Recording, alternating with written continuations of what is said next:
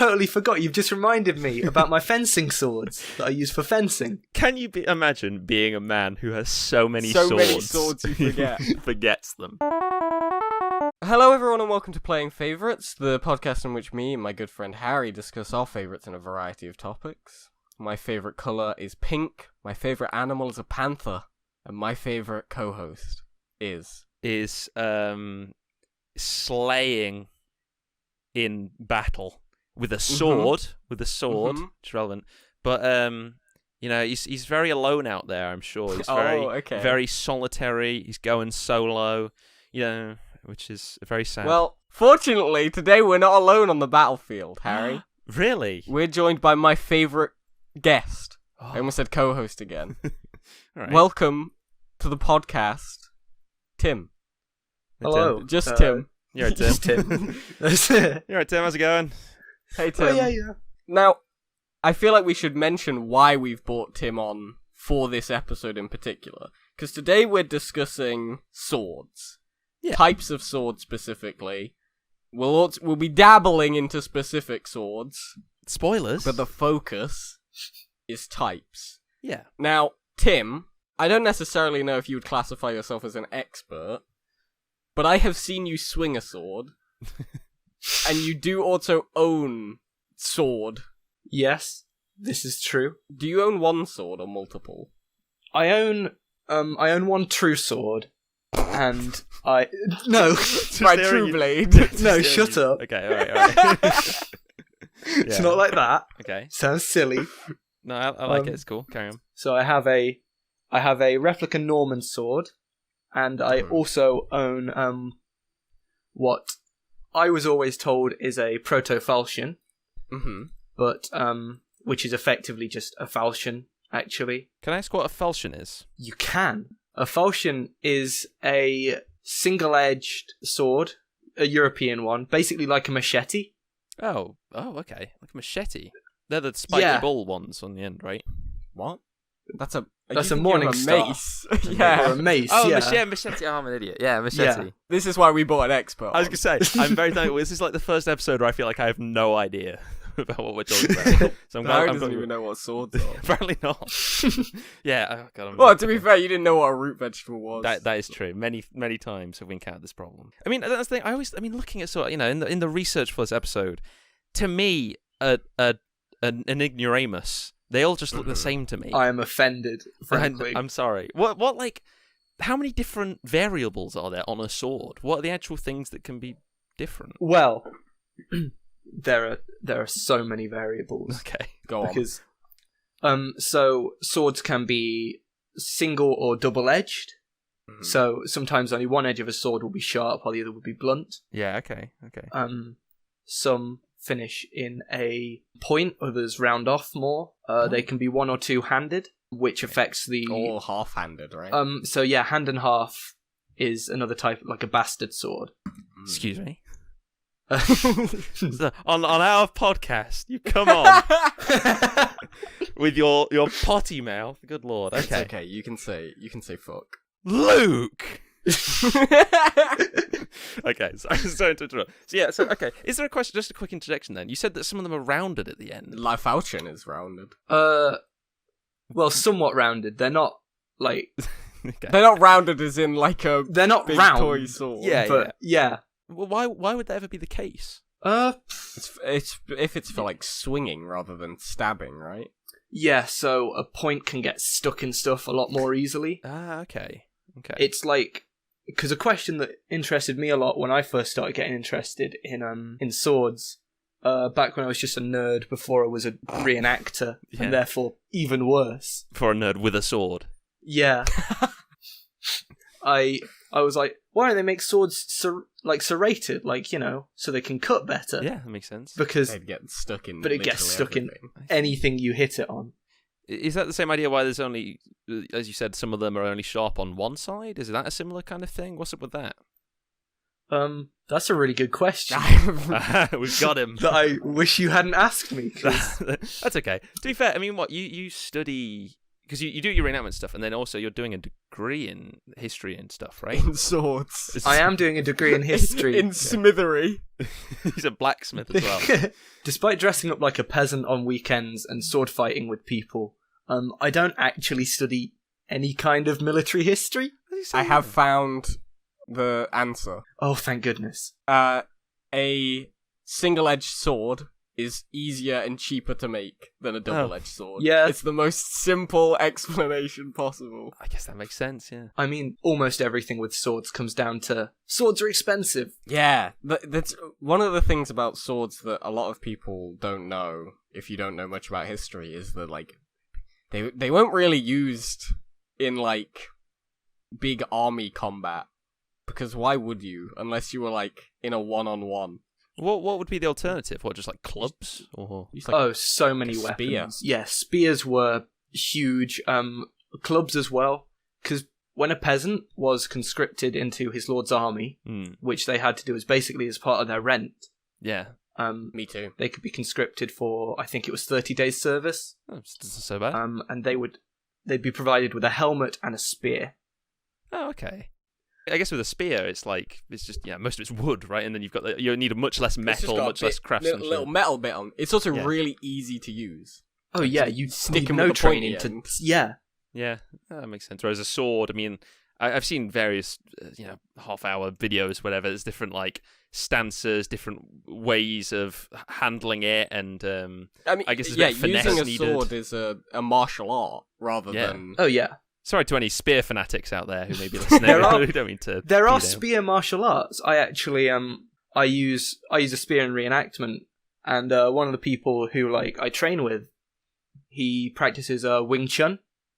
Oh, okay. Which is a martial art. It's a form of kung fu, I believe. Also, there is a form of it where you use a spear or a quarterstaff. Yeah, yeah. And he cool. uses a lot of that in our reenactment. Oh, that's awesome. Yeah, okay. And he hits you with a big stick. Oh, he absolutely bodies me. Absolutely battered. It's just... Well, that's the thing, right? So with the sword, okay, can't you sometimes... So you got the pommel, I know that's the thing, right? That's the bottom bit, okay. It's a counterweight. Very proud of you. And can't you bash people with that as well? You can bash people with whatever you want. Every part of the sword is a weapon. Even the crossguard. There was especially the shot. I'm glad you brought up the crossguard because it lets me talk about my favourite thing that people do with swords. He's got us. Which is when they grab the blade in two hands and clobber someone with the crossguard. I'm not joking. Wow. Now, why would you do that? Well, effectively, there came a time where a lot of soldiers were wearing plate armour. Yeah, okay. Mm-hmm. And swords are very good for cutting through peasants who've got no armour on, or maybe a little bit of leather or something. Crikey, yeah. But as soon as you're in real metal, hardened, you're not doing anything with a sword. You can't, And there were two ways to get around this. Well, there are a lot of ways. Two ways that you do with a sword. So one was half swording, where you would you'd hold the blade of the sword with one hand and the hilt with the other. Okay. And you'd use that for increased control over the point, and then you'd jab into wedge it. into the weak points in the armor. I see. Yeah. So into the joints, the shoulder, the knee, yeah, the sort of groin. Oof. Oh, If you really want to, that's a real middle finger. That one. Yeah. Jesus. Okay. Or neck. That's a good one that I should have mentioned. Perhaps Awesome. neck. that's probably the most vulnerable. Yeah. Okay then. Well, yeah, because I mean, is there how much does the fighting style vary then? Because obviously swords have been used for hundreds of years, thousands of years, Thousands, crikey. Probably. Oh yeah, the ancient Egyptians had swords. Yeah. Oh yeah. What kind of swords were they using? Very cool ones.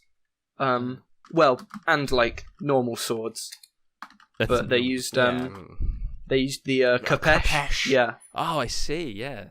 Yeah. This is the sort of rounds out. It's got it goes up and then curves. Is that the one? Yeah. It's got a. Oh wow. Looks like a sickle. It's It's called a sickle sword, isn't it? I don't know. think Wikipedia says it's an Egyptian sickle sword. So there we go. He's got it. Got it in one. Incredible. These are very cool. Yeah. Okay. Well, that's the thing, because you think, so how much variation can there be in just a sword? It's just big, pointy, slashy stick. crossguard. There's a lot of different swords. I don't know. I mean, some of them are curved, some of them are straight. You got to consider size, shape. Those are the two big ones. Yeah, I guess so. Swords also served as a sign of status. Okay. So, a lot of German peasants, even if they were fairly wealthy, they weren't allowed swords effectively. Yeah. Lots of stuff like that happened. There were laws about what peasants could wear, so they didn't look too much like nobles, or what have you. Bizarre. It's ridiculous. Yeah. Okay. After the Black Death, they banned certain types of material that peasants weren't allowed to use. What the fuck? Okay, right. But this led to the creation of the Kriegmesser, or just the Messer, which is basically, it means knife. Okay. But it's not. It's not a knife. It's not. It's a spear. I mean, damn it, not again. That's not a knife. If you look at one, they are sword-sized. Kriegmesser. Yeah, or a Grossmesser. Grosser. Oh, that is a sword. Yeah, no, it's quite large. Oh crikey! Yeah, no, this is one of the big boys. Oh man, see this is the kind of thing. This is a good traditional big and, sword and right here. Thick. Yeah. Oh, a lot of thick sword. It doesn't look that thick. I know, relative to some of the thin ones. Look, all I'm gonna say is I am a thick sword man. Oh yeah. Coward. Alright, You'll just say it now. All right. Look, okay, Coward. We've got thin swords that you got like rapiers and like a S-stock or whatever. Yeah. It's like, all right, fancy man with your thin sword doing all your fencing duels. No. I forgot I have more swords than I said as well. Oh. Totally forgot. You've just reminded me about my fencing swords that I use for fencing. Can you imagine being a man who has so many swords you forget? Forgets them. Good lord. I've got an épée and a saber. I've got two sabers actually, but one of them is my mum's old sword. Oh, it's passed down through generations. Yeah, no, it is. That is cool. What's the difference between you said those two? You said two names. I can't remember them now. But there are three types of sword that you fence with. Yeah. So there is the foil, the épée, and the saber. And foils suck. Foil is my least favourite. They're so thin and. But also, I did once fence against a national level fencer who did foil, and she demolished me. It was. I've never You've never been destroyed so no, badly. because it's when someone's playing with you is one thing, but when they're playing with you and you are still completely dominated, man, yeah, it's that's unfortunate. It's like an anime where you're like, the pressure they exert is incredible. The power levels off the charts. Well, that makes me wonder: is fencing actually used as combat? Like, is that because it's always been sport used to in be. my mind. Oh, it originated from duels, yeah. Well, and was that like a sort of ceremonial thing? Like, I challenge you to a duel. People would fight to the death. Oh. Yeah, the last duels with épées in France were in the 20th century. Crikey, that's not long ago.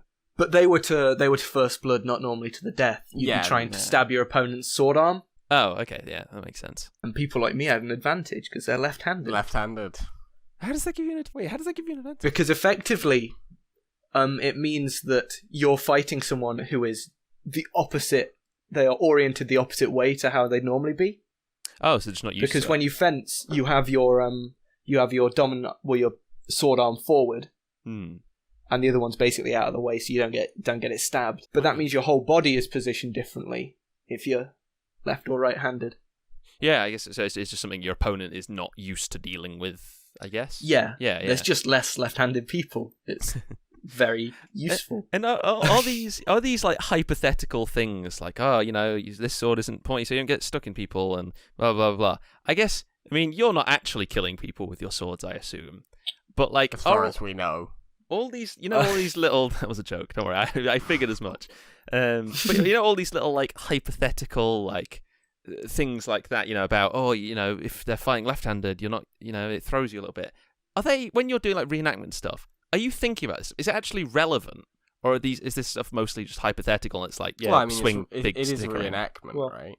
In fencing specifically, I'll circle back to reenactment, but for fencing specifically, it is noticeable when you are against someone who's left-handed. Okay. Because I've fenced against left-handed people, it throws me too. Like, less so now, but, when I started, obviously against, really good fencers, it's not the same. Yeah, but okay. when you're against amateurs, I'm an amateur fencer. I fence against amateur fencers. Yeah, the way you worded that, like, when you come against some of these amateurs, they amateur no idea. fencers. Yeah, no, I realise I sound like a bit of an elitist there. No, I mean, like, cool. We're not good. We do it in our university. Yeah, that's fair. And they, don't let us in all the time. It's whatever.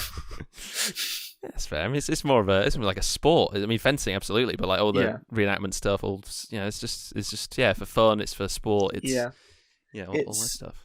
Well, reenactment is for sport. Yeah, it's very fun. Frankly, I really enjoy being in a battle line, shouting orders in Anglo-Saxon. It's a lot of fun. well then, Tim, what in that area? What are some of your favourite things about it? Ooh. Some of your favourite things about reenactment, about being out there on the battlefield and swinging. Being on the battlefield, I've done one show. Okay. I didn't make it 20 this year. Surprisingly. Recorded in June 2020. Yes. July even. Oh crikey! You could have just thrown a real spanner in the time works there. Recorded in February 2020. What? They've been holding on to this one for some time. Yeah, okay, yeah, so no shows this year, that makes sense. Yeah, but it's very fun to have this whole, like, crowd of people on either side of you. Like, when you're walking into the battle, everyone's advancing, not quite in unison, but that sort of makes it more authentic, because it's a bunch of peasants. A bunch of peasants and a couple, like, mercenaries. Wow. And then, like, I've got a noble at my back shouting at me, It's just... You get really immersed. Yeah, it's really immersive that way. I routed one. I got routed in a battle, actually. What does that mean? It's like you started running away. Yeah. Basically, you got so worried for your own life. Well, we so immersed. Well, it's obviously it's a performance. Mm-hmm. So that's true. I'm not going to fight to the death. I want to go home to my farm, and I want to, very noble of you. I want to, very noble. Oh, let me go die for the. Let me just search the name of this lord. They speak a language I don't understand. You know, in reenactment, this is something I actually don't know. Is it like wrestling, where like you know who's gonna win? In some groups, yes. In our group, no. Ooh. Okay. So like there is like a real battle in there. Yeah. We try to win. That's whenever That is much cooler. Whenever we fight, we try to win. Wow. I do enjoy that. So, like, when I was routed, that wasn't scripted. We got outflanked by a group of knights from the other side had been sent effectively round our battle line. Oh, that's amazing. And it just crashed into a bunch of peasants, and we threw down our weapons and we ran away. Well, yeah, I mean, that I think really plays into the immersion side, because in a real battle, you've got to think tactically, you've got to think about these things, and so when it actually happens, it's like, oh shit, this is like reenactment prime, because it's authentic. There's that authentic aspect to it, which I guess makes it even more enjoyable and cooler and all that good stuff. Yeah, it's also really fun to perform in front of a crowd. Yeah, fair enough. It's nice to be part of it without necessarily having to be the center of attention. You're kind of just in the mix, because there are also like reenactments that they do like dueling, right? Yeah. Oh, we do stuff like that. Someone from my group actually was he ended up on a D&D meme page, a picture of him getting slammed in the face with a shield. It was really good. He was dueling this guy, and the guy was like 6'7", maybe.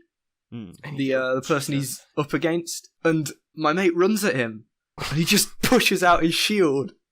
And he dropped like a sack of bricks. Good lord. Yeah, that's powerful. And like, it must have been incredible for the audience. But we sent him to A&E. Yeah. Even more authentic. Yeah. He's actually injured. He was fine. He wasn't fine. He had a concussion, but like... God. I mean, that's kind of just that's the art of the deal, right? Oh yeah, it's... People are gonna get a little bit hurt, at least. Generally... People don't get hurt, but accidents happen, right? Yeah, that makes sense. So, we do what we can to minimize injury. Mm-hmm. I don't quite know what happened with him running into that shield, but I assume it was not meant to go quite like that. To be fair, I've done that before. Well, you ran. Not with the shield, but like one time someone was running at me and I just put my knee up out of instinct and they ran straight into my knee. They were also a small child and did run head first into my knee. I'm not proud of it. It was not a fun experience. Listeners, let's all take a moment to compare these two stories we've just heard between Luke's tale and Tim's of warfare and a child. Mine was more David and Goliath in that respect, I feel. Except true. in this circumstance, Goliath did absolutely smoke this child. Yeah, Goliath, famously the good guy in that story. Yeah, that's how that is. Yeah, sure. Look, I'm not trying to justify it. It was all on instinct. Yeah. Sorry, Luke, we all forgive you. Just triggered your combat instinct. Luke drew his sword when he saw the child approaching. Tim, I'm curious. Have you ever LARPed? No, I haven't. That stands for live action role playing for all the people at home. It's like fantasy but real. I mean, you kind of have. I kind of have, yeah, but I don't. Is it something you're interested in? But not in fantasy. It's history LARP. I'm kind of interested in LARPing. I'm led to believe there's a bit of beef between the reenactors and the LARPers in my university, so I've stayed away. I don't want to. Don't want to get involved in that. Any political drama? Okay. You do less hitting people with swords in LARPing, I assume.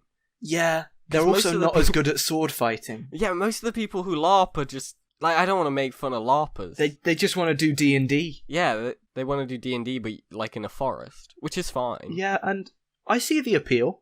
Me too. I guess the focus with LARPing, because it sort of comes from Dungeons and Dragons and tabletop role playing. So the fun there is more in the story and the world and pretending like we're in the campaign, in a fantasy campaign with a story, and we've all got characters. Whereas with reenactment, from what you've said, it's kind of more the story's already there. It's history. We're this particular army or this particular fucking battalion or something, and we're gonna hit each other with swords. We're gonna do this particular type of battle. All of that is already taken care of. Let's start swinging swords, right? Like that's the crux of the differences. Effectively. So like the show I did, we were reenacting a revolt by barons against King John. Oh, okay. Who you might remember from the Robin Hood animated film as that lion who sucks his thumb. Yep, I mentioned it. Yeah. So you're trying to tell me that you fought a lion with a sword? Oh my god. No, I was on his side. Oh, even better. But he died at the end of the battle. It was stopped because our lord had just challenged the enemy lord to single combat, and a messenger ran on and said, "King John's died. No, he's died of dysentery." And on the other side, all laughed at us, and we were like pointing. Meanwhile, we're like, "Guys, I'm serious. He really there's been a terrible accident. It's not part of the reenactment. It's not part of the show." Oh god. And then they were like, "Oh, let's combine our forces to go and stop the French," which is what happened. Basically, okay. That's history, baby. Because William Marshall, the greatest knight who ever lived, became the regent, and he led the armies of England to repel the French invasion. There you go. That's proper cool. history. Yeah, God, this one's history. going in the educational category. Exactly. Man. Yeah, this is a level of authenticity we're not familiar with on Playing Favorites, Tim. So like, I really appreciate it. This is awesome. great. In fact, okay, right, hang on. I've got a question. Okay, which this isn't from me. This is from so my brother Chris. Okay, he has a degree in history and is also a professional Viking. Very cool. And he wanted to know what era you reenact in. And I didn't have the answers, and he was asking all these questions, like, oh, what type of swords does he use? What part of history is he reenacting? And all these things. And I didn't know. So could you tell me and the listeners and my brother Chris? So, Chris, if you're listening... Yeah, he probably is. He might be. Interested, yeah. This is for you, Tim. What part of history do you reenact? So the period that I reenact is from the Norman conquest of England. Okay. So around about 1066 sort of period. Yeah. Oh wow. Up to about King John, so sort of 13th century, Oh crikey. 12th century. So it's a pretty Goodness, my brain's gone broad blank period. about That's what right. years mean. It's 2020. That happens. But it's the Norman period. Yeah. Yeah. Okay. Okay. Is that Yeah. like where on the scale of on the bounds of reenactment? Are there people reenacting like ancient Egyptian stuff, or like is what you're doing pretty middle of the road, or is that like the earliest it gets, the latest it gets? So Vikings are earlier than that. Okay. Mhm. Yeah. I know of Roman reenactors. Ooh, so that's like That's Okay. much earlier. Yeah. yeah, 1st century. Well, pre-first century, there's, Rome goes back a really long Yeah. way. Ancient Roman. Jeez.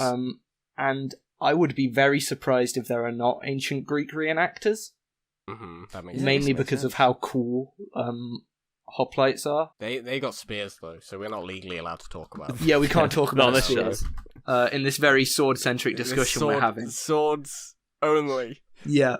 Oh wait, no, I found out Greek swords. A Xiphos. Of course, yeah. Xiphos is a cool little stabbing thing. I hate these kind of swords. These are my least favorite. Oh, shut up. I'm so sick of your ignorant opinions on It's swords. a very small sword. I like swords. It's a sidearm. Yeah. It's like I don't like gladiuses either. You don't like the gladius? They're just so they look so Oh, function. no, I quite like a gladius. It's kind of that's a very by the books looking sword. Exactly, and that's my least favorite type of sword. It doesn't have a crossguard or anything. It was just to stab from in your little shield wall. Yeah, you would just I see. hold it up in your You'd run into battle. turtle You'd formation. throw your javelins. You wouldn't be in turtle formation in a battle line. I'm sorry. No, I'm sorry. Sorry that What happened there? Sorry that No, I Tim. mentioned it. No, Jeez. Tim, tell us. Shield Tell walls us on this about podcast. swords. I'm excited because, as I said, when I went to Chris's house, he's got a sword as well. He's got because it's all Viking stuff. In fact, I'll include a picture in the show notes. He's got a big Viking shield as well. He does have a large shield and which sword. is- Harry has shown me the picture. Has he got a Sparta? Out of curiosity. Okay, never Quick mind. Google. He's got a big. Yeah, it looks to be. That is a beauty. There you go. That's in the show notes. for What a everyone. lovely sword that is. Yeah. Oh, I'm very jealous. So and looking at this, and then I've seen pictures of the stuff you've been talking about. Like throughout history, is there much variation? Does sword fighting and things like that? Does it change much throughout time? The techniques, the stances, the strategy, or Well, it depends on what you're using the swords for. fighting? I would assume. Well, yeah, but there's a lot of different types of fighting. Fighting itself changes a lot, and you kind of have to touch on that before you can answer the broader question the more narrow question of sword fighting. Because armies got way smaller after antiquity. So Okay. after the Romans were gone and everything, in the Middle Ages, generally battles were much smaller. Oh. Okay. Why? Yeah. Why is that? Decentralization, basically. There was no big empire. It's just being spread Yeah, out. not in the same way. Not It in was- the Roman way, yeah. Yeah, no, there was no. There was the Holy Roman Empire, but But even they weren't really fighting together for the most Yeah. part, right? they were kind of just off doing their own thing, and also weren't really around in any of the stuff that I look at. So Fair, Yeah, that's fair. They're a bit Well, later. In that case, if you were to take a picture of a battle in I don't know, the earliest times you'd be familiar with, Tim, whether that is Roman or whenever. earliest times I'd be familiar with. We're doing the invasion Cavemen. of Normandy right now. Well, the earliest I'd be aware of is probably the First Punic War between Rome and Carthage. Oh crikey! Okay. That's pretty early. Wait, if you take a picture of a battle in the First Punic War, then look at the sort of Normandy, Norman stuff, Yeah. that you've reenacted, stuff like that. What would be some of the visible differences in a battle? Would they be using similar kind of weapons? What kind of formations? So it would be quite different. I'm not a military historian. Yes, I that's probably fair. should You have did say said this whole bit. I'm not an It's okay. expert. I'm not a military historian. That's fair. I'm a guy who plays a lot of Total War games, and Honestly, you probably know more about it than I do, so I'm willing to take this. so generally, So the weapons were different, obviously, Okay. Carthage was using a lot of cool stuff. I think they used a couple of war elephants in the First Punic War. Did the elephants have swords? The elephants basically had like swords strapped to their faces. Wait, really? Yeah, they're trunks. Yeah, no, that makes sense. Yeah, no. Come on, guys. God, I'm an idiot. Yeah. Trunks. Fair enough. Whoa! Wait, hold on. What? Elephant sword. Also called tusk swords from India are pairs of blades specifically designed to be attached to their tusks. Oh my god, yeah, you're That's right. a real thing. Oh, the Wikipedia page actually exists, yeah. I don't know, I mean, some of this stuff, it can be so vague. Swords aren't unique in that, like, yeah, there are many things, I'm sure some that we've discussed on Playing Favourites, that, like, you just kind of know when you can look at one and go, that's A, that's B. Whereas, like, a sword, I mean, everyone can identify them, We haven't even really talked about, like, a lot of East Asian swords, which are, like, pretty well known. Maybe the most well known types of sword outside of, like, a long sword. Like, we have to talk about katanas. We gotta talk about katanas. It's gotta be done.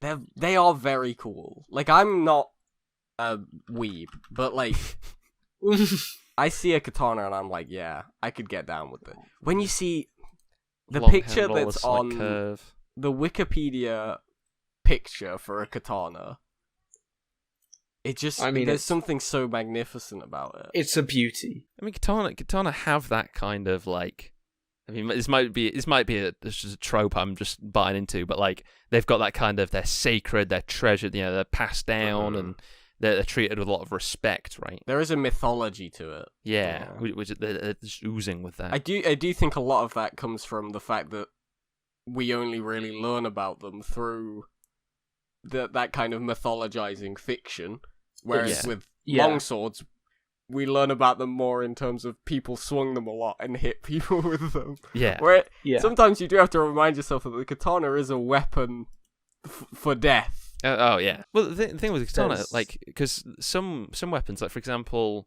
like throwing stars, because they're just they're just like a harassment thing. They're just you just throw them, you just chuck them. So like they're not looked after. They're just discarded. And so like it's much more difficult to find one or to have like them preserved or anything like that. Whereas a katana, the katanas that we still have are the ones that have been looked after and preserved. For. Yeah, there are still people making them as well.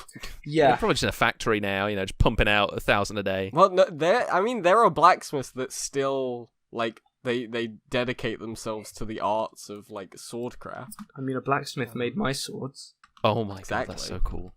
They're out there. Shout out to Wayland Forge. There you go. Oh my goodness. Who made my sword. That's so cool. Were you there? No. Did you give them the iron? In my mind is like a ritual. They gave me a recipe, and I had to bring them a dragon scale and 3 iron. Because they aren't mass produced, really. I don't believe. What, katanas? Or like swords in general. I don't. There's no need like for them to they be. probably are to a certain extent. There are some that are, well, mass-produced, but, like, not all swords are made by smiths. There's something so, like, pretty deeply personal to that. Like, the idea of someone made this for you, it's yours now, and, like, even if that same person made another sword, it would not be the same weapon. There are many like it, but this one is mine. Excellent. Oh, man, that's so... That's so cool. I love that. Well, goodness, we've talked about there's so much knowledge. There's so much. This has been a dense educational episode, and that's what we love to see knowledge. Let's break it up with some views from the punters, the everyman out there. What the public believes. Exactly. Tell me, Luke, what did the people have to say about their favourite swords? Okay, here we go. So, first response. We've got. Let's go with... Is a pretty good response for Afromem. Okay. Thank you for the response. Thank you for writing in. A rapier. Pretty standard weapon. And one that I feel most people know and understand. Very elegant, very thin. Short? Are they short? No, they're like fairly long. They're pretty long, okay. I mean, an épée is basically a blunt rapier. Oh, wait, a blunt Ah, yeah, okay, I'm looking at that now. Yeah, this is like it looks like a fencing sword. Yeah, it's got the little sort of gaudy thing. It is a fencing sword. On the hilt. Oh, there you go. Yeah, it's a basket hilt. Yeah, a basket hilt. But is that a basket hilt? Maybe it is. Probably, maybe. Sure. It's like a basket hilt. I don't know definitionally what makes a rapier a rapier. But it's got like a very fancy handle. The hilt, sorry, is very. Well, some of them do. I think that's just like that is an ornate rapier, because I'm pretty sure you could get one that is just a little ball thing at the end of it that you covers your hand different so you don't get your fingers stabbed. Makes sense. Different countries made different hilts and different like grips and everything. You know, it was there were very different ways of making them. A cup hilt. Well, shout out to this lightsaber rapier replica that I just found on the internet. Oh, that's really cool. That's pretty fucking cool. I'm surprised we haven't talked about lightsabers. There's the honorary mention. The honorable mention of lightsabers. They're very cool. Lightsabers are cool, right? Like lightsabers are cool, but like from a sword perspective, they're not super interesting. Yeah, because they don't have any of the things that make a sword cool, other than the shape, I guess. Darth Maul's got a double-sided one. Are there double-sided swords in real life? I don't know. I know there are in fantasy. I mean, that's the thing about that is I'm fairly sure that's basically a quarterstaff in lore. Okay. Not to get into Star Wars lore, because I don't know much. But and there are quarterstaffs, obviously. Yeah. Lots of people using long sticks to fight. You could probably just get a quarterstaff and stick 2 knives on the end of it, and that's pretty much... Yeah, you're Darth Maul now. I mean, that's how people made weapons. You'd have, I've got this spear, but I'd really like if I had something shorter for if someone gets past my spear. So you'll get a stick of wood and you'll put a nail in it. Yeah. Suddenly you got a pretty brutal club. Weapon, yeah. Yeah, that's a good point. Yeah, so rapiers, I quite like them, but they're they don't have many of the traits of the things my favorite has, or like that I like generally in swords. But they're very unique. They're very cool. Rapier and a cane, is a classic trope. You pull it out of your cane and you can fight with a rapier if you're like an old man. I don't know. Yeah, it's a thing, you're right. That is a thing that has happened. Yeah. Sure. Sword sticks. I don't really like how delicate a rapier looks, because the thing about a sword for me, I know that this probably isn't actually how this would go. But I don't like the idea of me being in a sword fight with someone who's much bigger than me, and I stab them with my sword, and they go, ow, and then they grab my sword, pull it out of their body, and snap it over their knee. Yeah. And then I see you. You've made the common misunderstanding that we live in Berserk. Yeah, no, I know that that's not real, but looking at a rapier, I can't get that out of my head. They look so delicate. Yeah, how could you injure someone with this tiny little baby sword? Exactly. I mean, you could. I know that the point is you would stab them in like. Well, I don't think rapiers were ever actually used in like in a real fight, like as in like a brawl. Like I know for a duel, they were to an extent, because you'd walk around with a rapier, or you'd use them as a sidearm, and like officers would have a rapier, right? Yeah, and they did see use in officers, in not officers. Like not an office block would have like on the wall, like where's a fire the office sword? Yeah, quick! Someone's breaking in. Yeah. Oh, you got like the office katana or something. It's on display as all the blue collar. The office claymore. Oh, that'd be cool as hell. Love it. Luke, what else? Give me some more swords of people. We also got the response of Arya Stark's needle from Olivia, so thank you, Olivia. Right, hold on. Arya Stark. You'll hate that, won't you, Luke? Well, it was specifically a tiny little pointy sword. Oh, that's so small.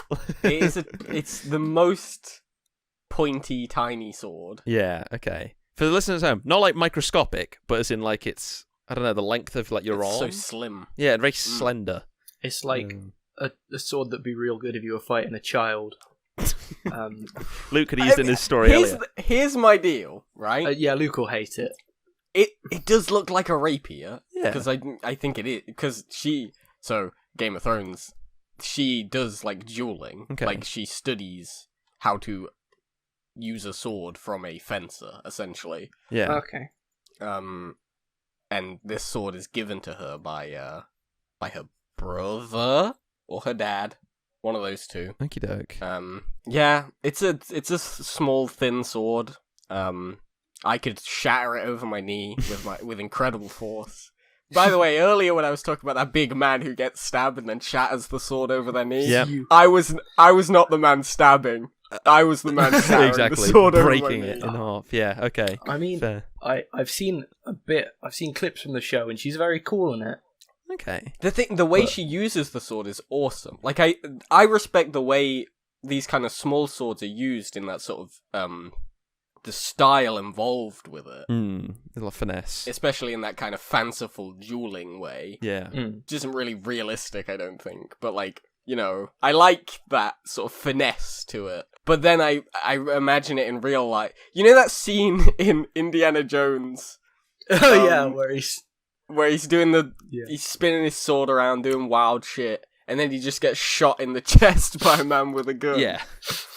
It's kind of like that. Yeah, I kind of get that, because like, I'm imagining, because I get like looking at the rapier, looking at this needle sword, like, I think they are cool, but then I think, like, if you had Arya Stark up against someone with a massive, thick broadsword, who was like really, they're doing like big swings, and there's a lot of weight behind it, and slashes, and it's like, that is just so much cooler to me than someone with like a little like pointy like like poking and moving around. Like, but then there's someone who could just like cleave them in half, like, or maybe not. But like, if you to look at like fantasy and things like World of Warcraft and stuff like that, things like Frostmourne, right? Which is kind of, I think that's like unrealistically big, right? Frostmourne. No, really? Like, there are big swords, Harry. I guess there are big swords. We could talk about big swords at some point. We'll get to big swords when we talk about some of our favourites, I imagine. Okay. Yeah, something like that, just a massive swinging, unstoppable force like that. But I can appreciate in isolation, something like this needle is pretty cool. All right, so that's tiny swords out of the way. Go on, give us another. We're at the big swords responses. Here we go. So from Fran, we've got a specific sword, the Buster Sword from Final Fantasy VII. Oh, incredible. Yes. Awesome. Very just massive, stupid. Cleaver style, pointed diagonal edge. It's you, tiny little handle. It's so ridiculous. I just worry because it's not got a cross guard. So, like, you know, what if like he's getting his hands all It's nicked? got like a little one. It's got a little one. A little bit. It's got some sort of big guts energy. Yeah, Guts' sword is also really good.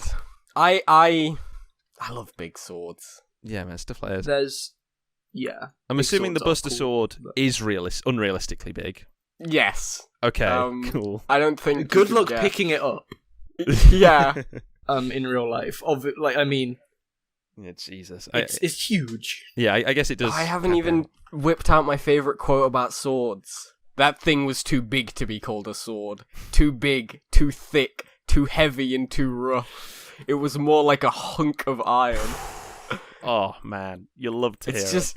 I just love that kind of sword. Yeah, that kind of energy in a sword is what you want, you know. Just imagine a real dude just fucking swinging it.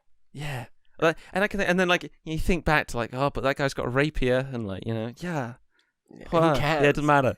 It'll break This in half. sword's, like, 6 feet long. Yeah. Oh, man. Right. Here's the thing about the Buster Sword as well, right? So, for those who don't know, the Buster Sword is from Final Fantasy VII and is wielded by Cloud. Yes.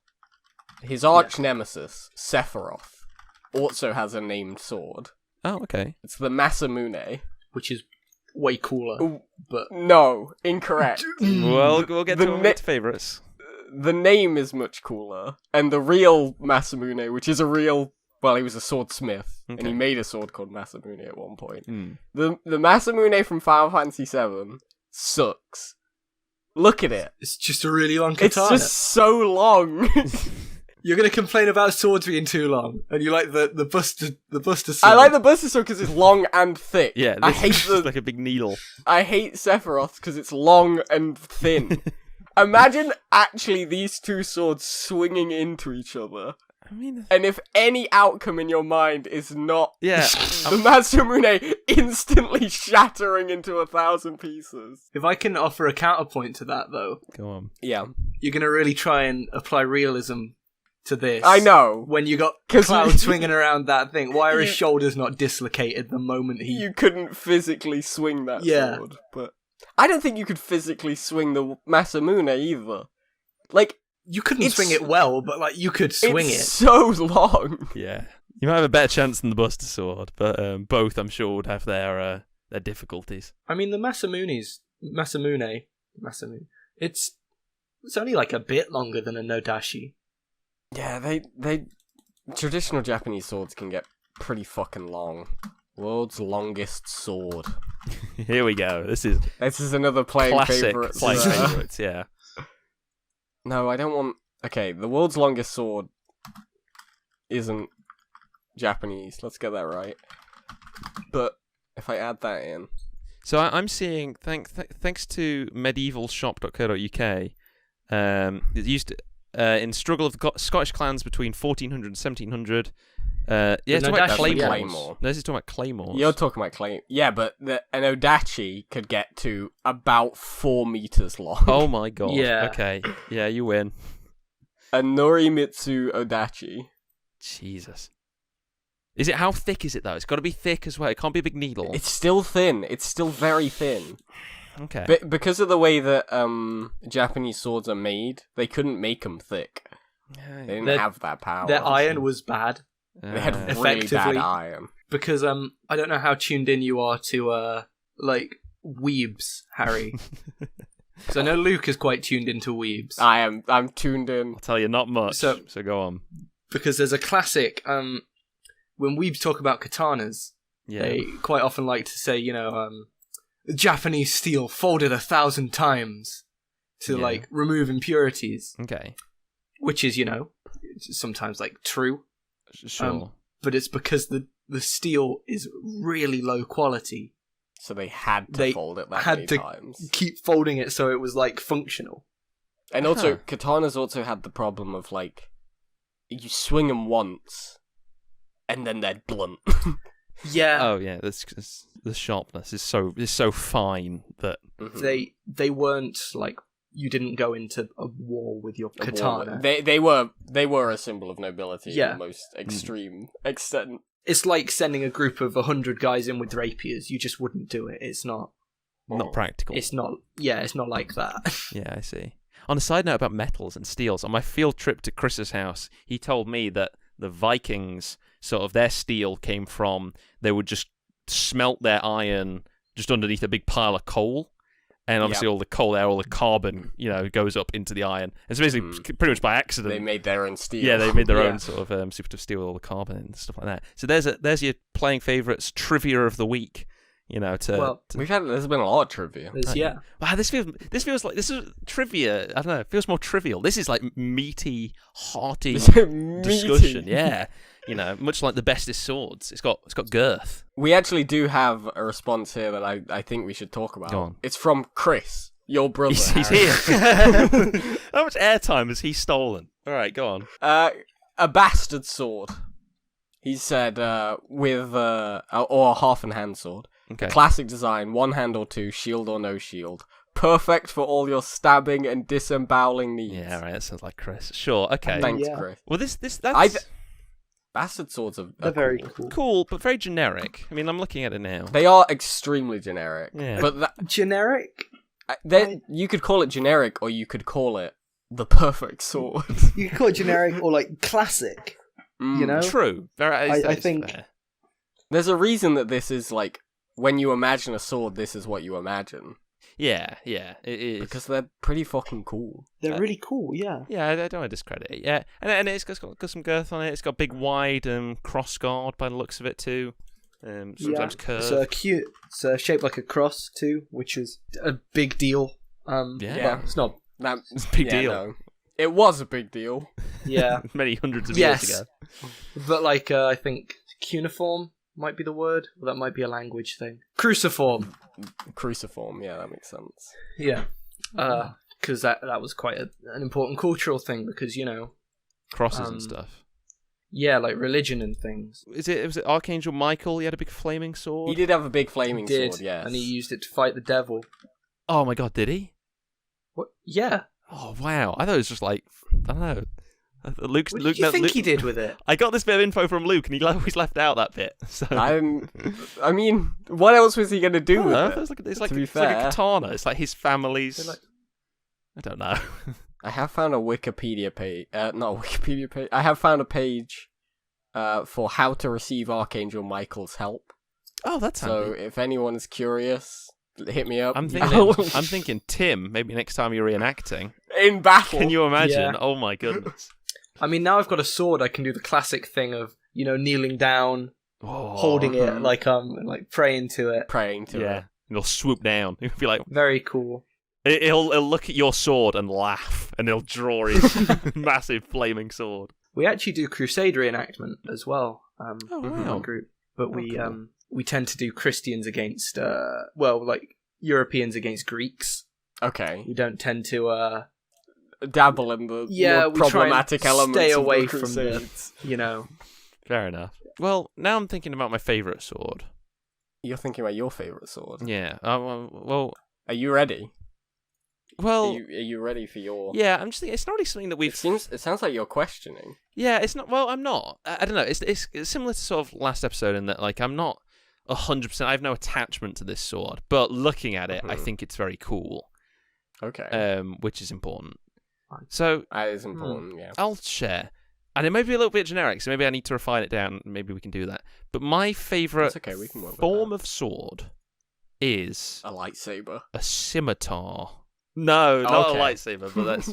Yeah, I like a scimitar. So that kind of big... Scimitar, yeah. No, I almost cutlass-looking thing. It sort of curves, and it's got kind of this weird, like, sort of staggered... Oh, they're good. Tip. I love a scimitar.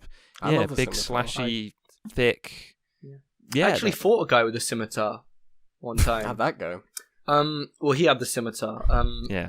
He annihilated me, frankly, but Excellent. I've never seen a weapon that looked quite as cool. Only evidence in my case. Yeah, no. Big and fat and cool. I don't know much of the history about them necessarily. Oh, you're going for like a thick scimitar. I generally think of scimitars as quite thin. Yeah, there are different types. You might like a cutlass, perhaps. Maybe. I'm sort of thinking like the Persian Persuader from TF2. Was my inspiration. That kind of thing. Yeah, it's especially towards the top. Yeah, okay. It kind of broadens out a little bit. Because like as soon as we started thinking about favorite swords, I immediately went to things like Frostmourne and stuff like that, which are these massive thick bits. And I was like, okay, what something a bit more realistic? What has like big flat plate? Kind of that you couldn't use the word needle to describe. And I was like, okay, like a big flat cutlass / No, I'm definitely not against a scimitar. Scimitars are... I don't know where they were originally from, but they're pretty fucking cool. I don't know why they're curvy. I do. Go ahead. That's why we've got you on. Yeah. They're generally for like mounted stuff like cavalry sabers, right? Yeah. Not all of them, but like back swords or sabers. You'd have to slice people from on a horse, and again, it's just sort of less likely to get you dragged off your horse because of the curved nature. I guess it's harder to grab, right? Well, it's harder to grab, but also like it sort of slides along and off curvature wise. That makes sense. Yeah, I see. Okay. That's a good point, yeah. So, there you go, it's a bit of history. Also, fun extra bit of trivia. It was originally spelt scimitar with a Y, SCYMITAR, which I think is very cool. Getting a Y in there. So, I'm very happy with that. Good history, good visual appearance, involves horses. That's scimitars, baby. I love them. Would anyone else like to share? Do you want to go last, Tim, or I'm ready to go? I have my favorite. By all means, fire away, dude. My favourite sword. It's always been my favourite sword. Before we'd answer this question, I knew it was my favourite sword. Crikey. And it will be my favourite sword until the day I die, is a Zweihander. Yeah. Oh my god, okay. I had a feeling. They're so good. I have to look this up. They're huge. Oh my god. Yeah. I mean, are you talking about like specifically like some of these are kind of wibbly? Are you talking about the wibbly That's ones? a flamberge, Harry. Oh, okay. I've just googled Highlander. No, I straight. The ones with the little horns sticking out. What about them? I'm seeing some of those. Sometimes they've got little horns. They're pretty cool. Yeah, I like those. Okay. The little horns Probably serve a purpose. They do. Go ahead, Tim. Tell me. So tell me why this is my favourite sword. So you see the little horn bits. You'll notice, if you look at a picture of one, that generally the blade will be blunt underneath those, and that's done for a number of reasons. They're called pariah hacken. I try not to say German words because I can't. It's difficult. So, are you meant to like catch a sword in them? They're called parrying hooks. Is the Oh, okay. English. So you can do that, and also there's things like that are used in a lot of swords for like we called it Spanish style. Yeah. At reenactment, but I'm not convinced that's accurate. Where basically you would hook your finger around your crossguard for better control of the blade. Oh yes, no, I have seen that. Okay. Obviously that carries its own risks, which is why you want that bit to be blunt, because it means you're not going to slice your own finger off. Slice your own finger off. Yeah. I see. In my naivety, I thought that maybe like on certain types of like arrowheads, sometimes they've got little barbs on them, so it doesn't just fall straight out. Well, that's kind of the point of the arrow. So I thought, like, if you were to stab someone with a Zweihander all the way through, all the way, it's they can't just slide it straight out. Which it kind of works against you. Yeah, I mean, you didn't really stab people with the Zweihander. You kind of chopped them in half. Cleaved. Yeah. Which is very cool. It's I think much cooler than my reality I've come up with there. Really long stab. But yeah, how long is it? I'm just struggling from these pictures I'm looking at to get any kind of context. These are longer generally. These are on the longer end, right? They're very long. Yeah, sort of like 2 meters maybe. Yeah, I'm seeing here we go. Length up to 213 centimeters. Christ, 84 inches. Wait, hold on. 84 inches. Yeah. How much is that in like feet? That'd be divided by 12. Carry the 1. Like Okay, Google. What's 84 divided by 12? The answer is 7. 7 feet exactly. 7 feet exactly. That's taller than all of us. Oh my god, you're right. Put together. Holy shit. Yep, put together. We're all very short. Well, to be fair, that's not just the blade though, right? That's the handle as well. Yeah. It's still really long, like, don't get me wrong. Yeah, no, that's... They're huge. I love them. Great answer. Very cool. So much. Honestly, great answer. Yeah. Love it. Tim, the dark horse. Yeah. It's your time. The first ever guest on Playing Favourites. Now, before we get there, though, I do want to ask Harry. Yeah. Do you have any estimations? I think, Tim, from what you've been dropping in, from what you've discussed, I think whilst you can appreciate the big and thick and stuff like that, you're a much more reserved man. You've got some elegance and some you can appreciate the finesse. So I think your favourite sword would be something like a long sword. Are they a thing? Long swords. What does that mean? I mean, that is a type of sword. Just kind of it's too really general. Yeah, it's kind of like broadsword. They're not really a type of sword. They are. Almost every sword is a long sword or a broadsword.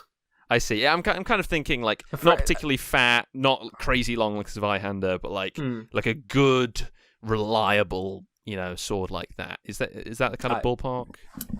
I'll give you a specific sword. Oh, by all means. What do you think, Luke? I think it's a claymore. Ooh. Okay. Tim? That's a respectable answer. Can I go through a couple of honourable mentions? Go ahead. Absolutely, because, I'm a bit of a sword guy. I like a lot of swords. No, go ahead. Fair. So I really like the Dao, which is a it's like a Chinese saber. One. Very cool. Okay. I just love the design. I think it's really a very nice, very clean sword. Pictures of all these in the show notes, by the way, all the swords we've discussed, etc. I'm also very partial to the falchion. Yeah, mentioned earlier. It's got a special place in my heart because you do own one. I own one. Yeah, that's fair. I spent 40 quid on that boy. It's pretty cheap for a sword. Yeah, right? Oh my god, 40 quid. I know. Well, I spent 240 on my proper sword, but we don't need to talk about that. Because that's a lot of money. That's a stinger, yeah. Jeez. Okay. But it was handcrafted. It was handcrafted by a master. Not for me. I bought it from a guy I know, but passed down. See, you gotta sugarcoat it a bit. It was passed down. Between warriors, by the man who trained me. Yeah, on your birthday. Also gonna do one more honourable mention, which is the rapier. I love the rapier. I think it's very cool. Yeah. Fair. Very fair. Fair enough. And but my favourite sword, and I'm sorry to disappoint you, Luke, because I do think the claymore is very cool. But my favourite sword is the Sparta. I don't think it's the best sword that exists or anything. But I think design-wise, I think it's quite sleek, elegant, minimalist.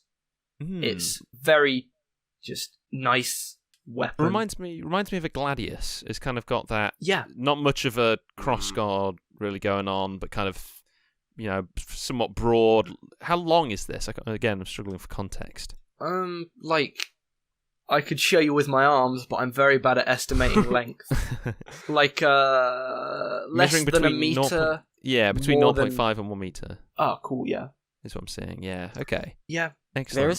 There is a beauty to its sort of simplicity. Yeah, exactly. That is a sword. Yeah, it's just a sword, and it doesn't need to be more than that. That's fair. Well, do you know what kind of period would this have been? Where does this come from? So they were around for a really long time, actually, because they replaced the gladius in the Roman army. Yeah. Okay. Around like the 1st century AD. Yeah. Okay. Fair. And then they would eventually evolve into like the Viking sword. There you go. Although I have also heard Viking swords referred to as Sparta.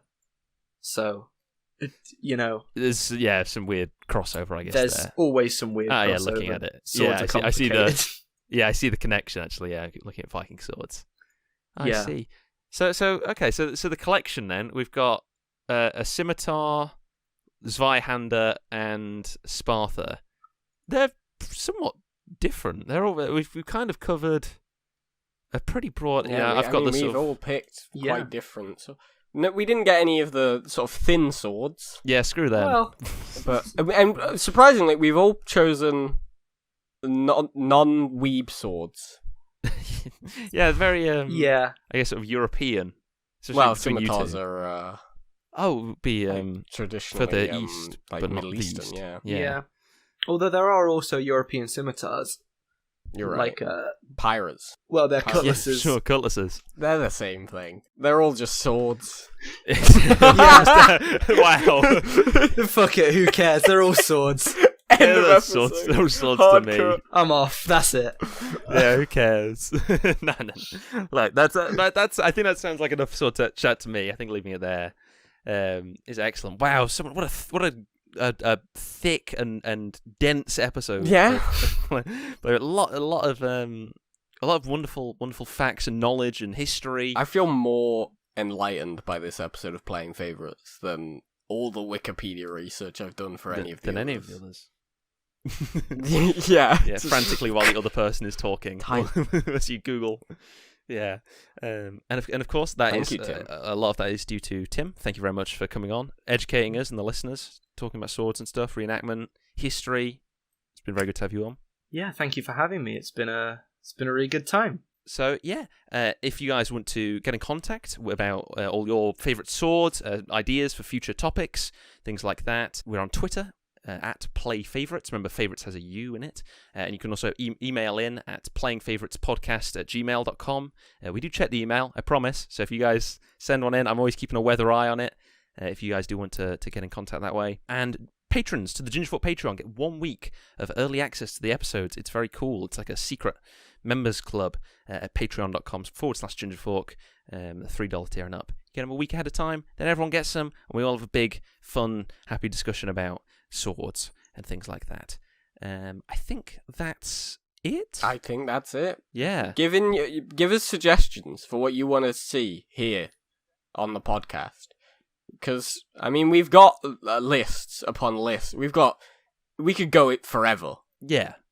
We want to know what the priority is, what you guys are after. If we go on forever, eventually we're going to hit, favourite washcloths, you know? So, suggestions help. You might want to write that one down, Luke, actually. All right, that's it, gang. Thanks for listening. Catch you next time. Goodbye.